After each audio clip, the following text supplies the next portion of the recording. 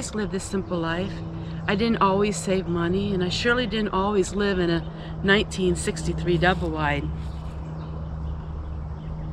13 years ago, my life was really different. 13 years ago, I was a different person. And I'm going to share with you our American nightmare.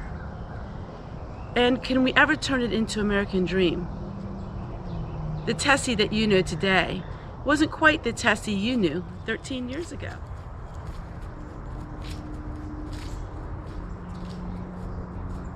Years ago, our life was totally different. But 13 years ago is when things started going downhill, and when our American dream became our American nightmare. We used to be farmers when we first were married. We saved every cent we had. We bought the family farm, and then we realized that farming after so many years wasn't the way we wanted to go. There were so many things that were going on in the world, and so we sold our farm. We took that money and we wanted to do something else as a family business. And what we did was we got into real estate. Both our families always taught us that you can't go wrong in real estate. Buying real estate is a sure thing, they always told us. And that's what we did. We bought our first home, fixed it up, and we sold it. We were in the foreclosure business. We would buy homes that were dilapidated, put good money into them and fix them up and have them beautiful like new. And then we would resell them. Our first home we resold and we made good money. We were living good. We turned all of that money back into the second home and we made good money there. But that is where our downfall happened because we were so confident in ourselves that we ended up buying a new home. Now the home wasn't new, but it was new to us, and it was a beautiful home.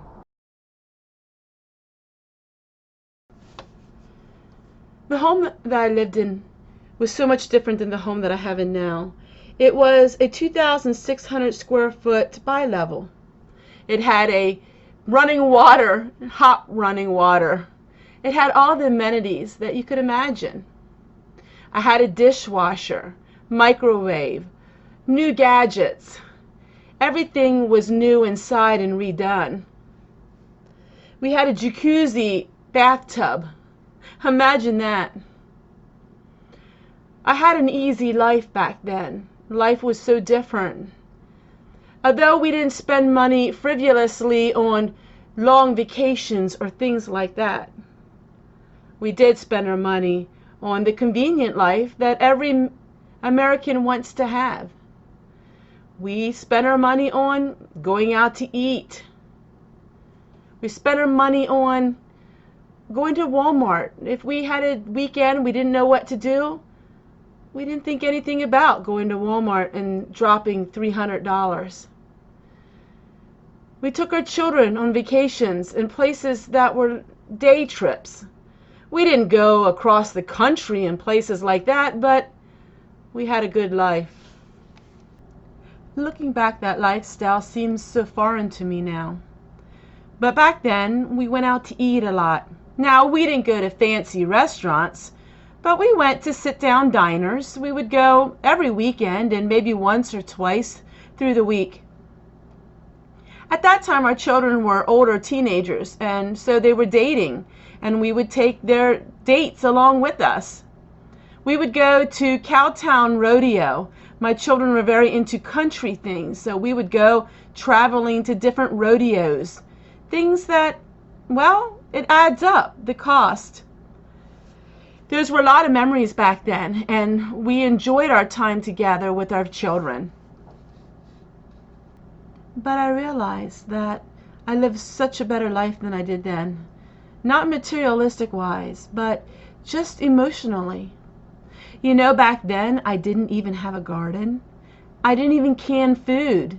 I didn't do all those things. You see, when we were first married, I lived such a strict lifestyle that I didn't have anything. And then when we got the foreclosures and we started making money, well, things, well, went overboard a little bit. I realized for the first time that I could have things, and nice things. You know, not pricey things that, you know, you would see in Hollywood or anything like that. But I had nice things. If I wanted new clothing, I'd buy it. If I needed new shoes, I'd buy it. And I realized that so much has changed in my life that I'm hardly the same person anymore. I'm sharing with you all of the things that my house had because I think you'll find it so fascinating because I live such a different lifestyle now. But in my new house that I had a brand new washer and a dryer. You just threw the clothing in and turned a dial and you could walk away, go out to eat or go shopping, and by the time you got home your clothing was finished. Oh my word, those days. And so what did I do with my time? Well, when my husband and children were working on the foreclosures, I was home. I cooked and cleaned and didn't do a whole lot. And that is embarrassing to say. I liked TV. I liked to sit out in the sun and swim and read books, and, well, I liked TV too much. I used to have the TV on from 8 a.m. to 8 p.m. TV was something that kept me company. Oh, I would help them once in a while, but generally that was their chores to do, is to fix up the houses, and they were beautiful. They did a beautiful job with those houses, and I pretty much didn't do too much of anything. Now, don't get me wrong, I wouldn't be considered lazy. I did everything that needed to be done. There just wasn't much required of me. Looking back on that, the stark reality and the contrast is just so different. It's almost hard to remember what my life was like back then. Even in that new house, I didn't have a clothesline. Everything got thrown into the dryer. Instant gratification. If we wanted to go out to eat, let's say 8 at night, and we were hungry for ice cream, we didn't have ice cream at home, we went and bought it. We bought it at Dairy Queen and all of those restaurant places. I remember many times going out to eat twice in one day. The luxury of it all. It's hard to believe, but it's been over a year since I had been in a sit-down restaurant. Yes, I go to McDonald's once in a while for a tasty treat, but that's something that's not done on a weekly basis.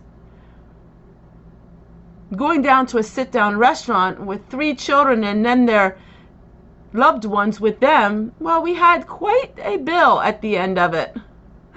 We didn't think much of it at the time. It went on the credit card. It was a business expense, wasn't it? We went and talked about business and went out to eat. We had a lot of business expenses. We may have had more expenses than we had coming in. Oh, we were so foolish in those days. But were we really foolish? I mean, yes, of course we were foolish, but boy, we learned some life lessons, things that we will never forget. See, we measured our success by what we had in the driveway. You know, we had new 4x4 trucks. We also had 4-wheelers that we could take away, and our house was just perfectly decorated and perfectly kept up and maintained. Everything looked perfect. We did live what you would call the American perfect life, and we loved one another. We had a happy marriage, and everything was great. We've always been close to our married life. We've always been best friends. But sadly, that had a lot of expense with it. And we went and bought other homes, and we started fixing them up as well. But what happened was our cards were starting to fall. Then in 2007, when the real estate crash hit, we were left with these homes that wouldn't sell. Nobody could get loans, and we put all this money into it. But the money that we put into it, some of it was borrowed money from the credit card. All of these houses that would not sell. I became very ill. For a while, I hid it from my husband because we were going through so much. The last thing he needed to do was worry about me. But it got to the point where I could hardly get out of bed, and I was hemorrhaging really bad. I knew that something was terribly wrong, and I didn't know what it would be. He took me to the emergency room, and to make a very long story short, I had a tumor, and then it had burst, and I was actually bleeding internally. And that gave me a lot of pause to think.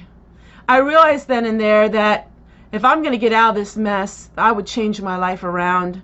I would no longer look at the materialistic world as my world, but Go back to the simpler things in life. While I was in the hospital, I contacted my dearest loved one. And I told them what was wrong. As I was getting my blood transfusions, I was crying, and for the first time in my life, I cried out for help from someone.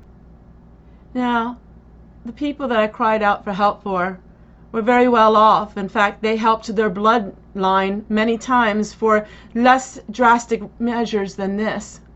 Even a box of food or just a gesture of thinking of me would have made the world of a difference in my mind. But sadly, they said on the other end of the phone, they think that I'll be okay. They think everything will be just fine. They never even came in to see me. So please don't get me wrong. I'm not saying all this to try to gain sympathy or pity. I wanted you to know my mindset. I wanted you to understand why sometimes in my videos I talk so negative about people who are rich. I've experienced the bitter sweetness of it all. I experienced what it's like to be so desolate and feel so alone, only to be kicked down even further. But you know what it's done in my life? It's given me strength. And looking back now, I'm glad they never did help me, because I can honestly say with just a little bit of proudness, not the kind of proudness of boasting, but the proudness that my husband and I did everything without any help. We received no government help. We received no help from loved ones whatsoever in any way. We worked and got ourselves out of the mess that we put ourselves into. We were $300,000 in debt at the time when this all took place, and in 7 years we paid it off by hard work and living on barely anything. I have learned the value of forgiveness, and I forgave the people many years ago for feeling so rejected. You know, it stings once in a while when you think about it, and it stings to know that you were treated so different than other people. But that is with them and not with me. You know, so this may be an American nightmare, but maybe it was our rebirth. Maybe it was that we become reborn through it all. I have the philosophy that I don't think anything is a mistake. I think everything happens for a reason in life, and I think that things that do happen badly in our life are life lessons. And I've taken that with me now all these years. I don't see it as a mistake of what happened. I see it as some very valuable lessons. I will never go back to the lifestyle that I lived. I don't want to. I simply do not want to live that lifestyle. I love the lifestyle that I'm living now, and less is best. And if I ever get the opportunity to have money again, oh, it's going to be really different then. I always wanted to live in a cabin off-grid in the woods somewhere. And trust me, I will never, ever live the extravagant lifestyle I felt like I lived way back then. We'd always have hopes and dreams. There's nothing wrong with that. Of course, I would live in a home maybe that wasn't quite so broken. But what is our American dream? What is our American dream now? I hope you stay tuned, because this video is continued into tomorrow. Why do we buy this house when it has so many problems with it? Why would we want to buy something that nobody else wants? Why did we do this to ourselves? Why did we put ourselves through this? I mean, we learned our lesson now. Why are we punishing ourselves? We're not punishing ourselves. And tomorrow's video will help explain a little more. What is the American dream now for us and for many people in this world? I think it's a little different than what it was maybe back in the 80s and the 90s.